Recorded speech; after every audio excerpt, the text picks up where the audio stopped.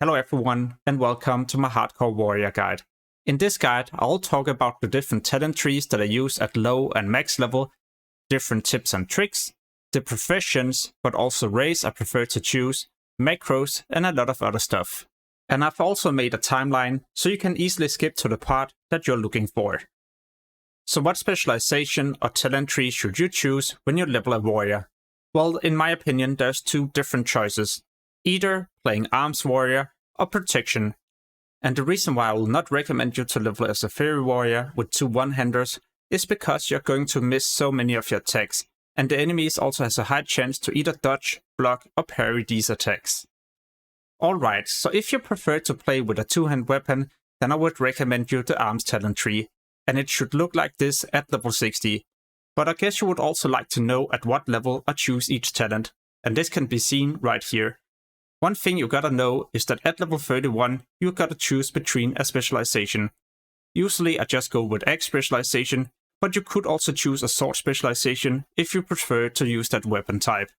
Another option would be to level as a protection warrior. I like to do this all the way up to I reach level 40. The reason for this is because as a protection warrior, you have so much more survivability, and your leveling speed isn't that much slower compared to playing arms. Some of the main reasons why protection is so strong at low level is because you will get two different stuns, but also last stand. Last stand will increase your maximum health by 30% for 20 seconds, allowing you to probably make an emergency exit and escape without dying. And like I said, you also get two different ways to stun targets, so you will have more CC but also take way less damage. This will make your leveling a lot more chill and also increase the chance that you make it to 60 without dying. And on top of this, then you don't have to eat after every single fight. If you make it to level 60, then you can also play as many different specializations. For example, as a tank specialization, where most of your talent points is spent into the protection tree. However, some people also like to tank as a fairy warrior, so they do way more threat. If you're going to play a fairy warrior with two one-hand weapons, then your talent tree should look like this.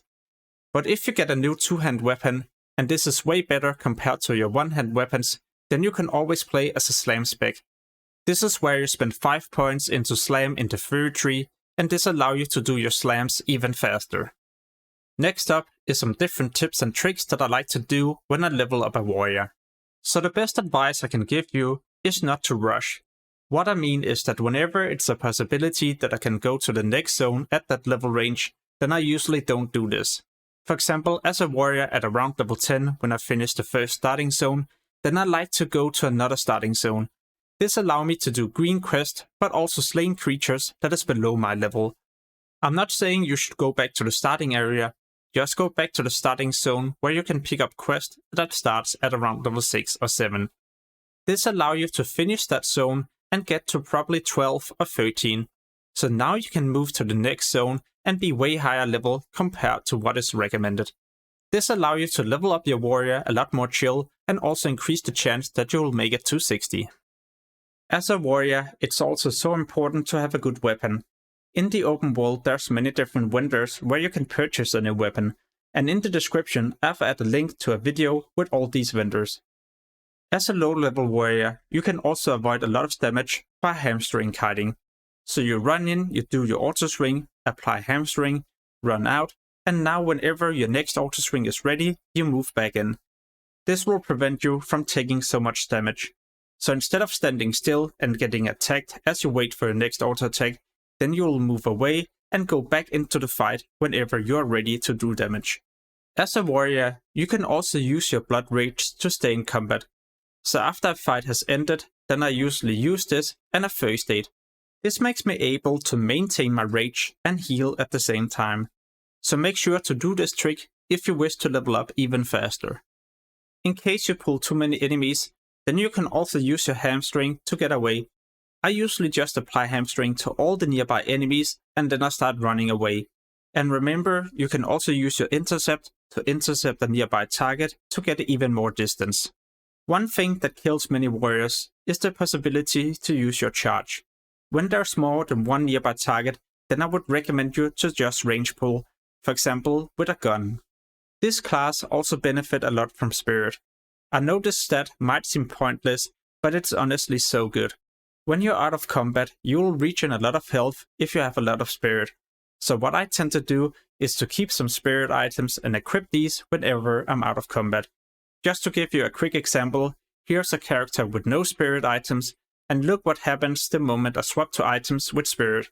The health regen is so much faster. So what is the best profession to choose when you level up a warrior? In my opinion, it's going to be mining and engineering.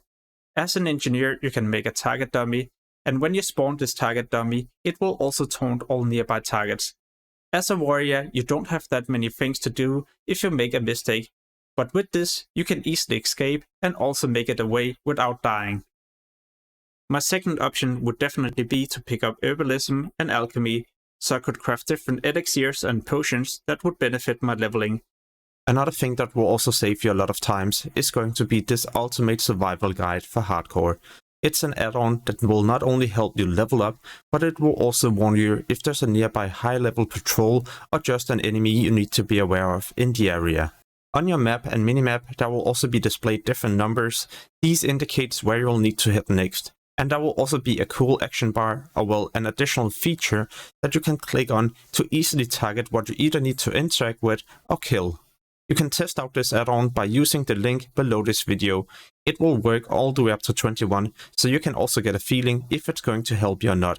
Then if you like the add-on, you can of course purchase the full version that will work all the way up to max level, and at any given time you can swap between the different zones just to make sure you're leveling slowly, but also without having a high chance of dying. So what is the best race to play? Well, as an alliance player, I would either play gnome for their escape artist, or human for their sword and mace specialization. These ratios will be useful when you level, but also at 60. The reason why I don't prefer playing dwarf or night elf is because I feel like their ratios isn't that powerful, also because PvP won't really be a thing. But then again, play whatever you like. I mean, it's not like the race will determine if you will make it to 60. It will probably be a lot of other things, for example some of the things that I mentioned in the tips and tricks section. As Horde, I feel like Troll is so underrated. They have increased health regeneration and also regenerate health in combat. So this allowed the Troll to kite with hamstring and regen health at the same time. And because of the fast regen, it can also get into a new fight even faster without too much downtime. You can still choose to play an Orc, but it doesn't feel as amazing as it used to in Classic. Hardiness was an amazing racial because it was useful in PvP, but X specialization is still something you will benefit from. The only downside is that if you use Blood Fury, then your healing is also reduced by 50% for 25 seconds. This can be so dangerous when you need to use a healing potion. So for example, if you use Blood Fury, the enemy flees and pull more enemies. Then you might need to run away, but all of a sudden there's too many enemies and you won't get a big heal from your healing potion. The two other races, Undead and Tauren, doesn't feel like the right choice for me. I don't believe the racials will help me that much. Of course, Undead with the cannibalism can be useful, but then again, I feel like the Troll racial will just benefit my leveling all the way up to 60. An important thing to be able to do as a warrior is to swap from your two-hand weapon to a one-hand and a shield every single time you need to do it. And you don't have to go to your bags and equip these, you need to make a macro. So one macro could be /equip and then the name of the item that you use as your two-hand weapon. And then you would make another macro where you type in equip and the name of your one-hand weapon, and another line with equip and the name of your shield. And these macros you just change every time you get a new weapon.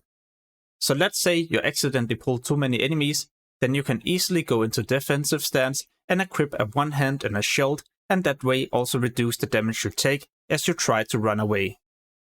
As a warrior, there's two different types of hit cap, one for PvP and one for PvE. The one for PvP is 5%, so if you like to do duels to the death, well then you need to aim for 5%. And in PvE, you'll need 9% for your special abilities. You can also increase the chance of you hitting the target with different weapon skill increasements, for example the racials, but also different items that increases your weapon skills. These items might not seem that crazy, but they honestly have a huge impact on your DPS at level 60. Therefore, they're usually also quite expensive. So if the warrior is the class that you will choose in hardcore, then remember the following rules. Level up your professions, even first aid and cooking. And green crests are amazing as a warrior, as these are easy to do and still grants a lot of experience. And that way you don't have to kill enemies that is above your level. And remember never to charge in when there's more than one enemy. Instead, use a ranged weapon. There are so many different tips and tricks for classic hardcore, and also other class guides that I will publish anytime soon, so make sure to subscribe to get notified when I post those videos. As always, thank you so much for watching, and have an amazing day. Peace!